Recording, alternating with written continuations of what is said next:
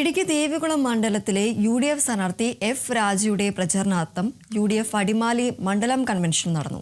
Convention UDF ജില്ലാ chairman Joy Vettikkudi ഉദ്ഘാടനം ചെയ്തു.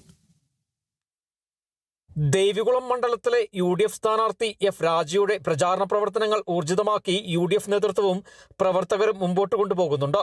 പ്രചരണാർത്ഥം വിവിധ മേഖലകളിലായി മണ്ഡലം കൺവെൻഷനുകൾ പുരോഗമിച്ചു വരികയാണ്. അടിമാലിയിൽ നടന്ന UDF കൺവെൻഷൻ UDF ജില്ലാ ചെയർമാൻ ജോയി വെട്ടിക്കുഴി ഉദ്ഘാടനം ചെയ്തു. ഈ തെരഞ്ഞെടുപ്പിന്റെ റിസൾട്ട് വന്നു കഴിയുമ്പോൾ അടുത്തായി വരുന്ന മെയ് മാസത്തിൽ ഐക്യജനാധിപത്യ മുന്നണിയുടെ നേതൃത്വത്തിലുള്ള ഭരണം ഈ സംസ്ഥാനത്തുണ്ടാകുമെന്നുള്ള കാര്യത്തിൽ യാതൊരു സംശയവുമില്ല.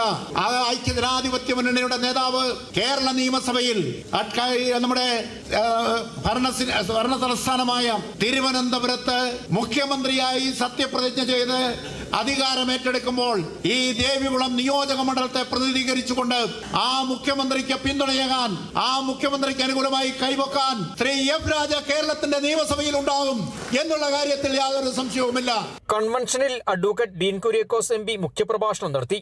DCC vice president PV Skaria, KSU സംസ്ഥാന പ്രസിഡന്റ് അലോഷ്യസ് സേവ്യർ, UDF നിയോജക മണ്ഡലം ചെയർമാൻ MP സൈനുദ്ദീൻ തുടങ്ങി നിരവധി പേർ കൺവെൻഷനിൽ പങ്കെടുത്തു. കൺവെൻഷനിൽ മണ്ഡലത്തിലെ UDF സ്ഥാനാർത്ഥി എഫ് രാജയെ പ്രവർത്തകർ അഭിവാദ്യം ചെയ്തു സംസാരിച്ചു. Kerala vision news, Idukki.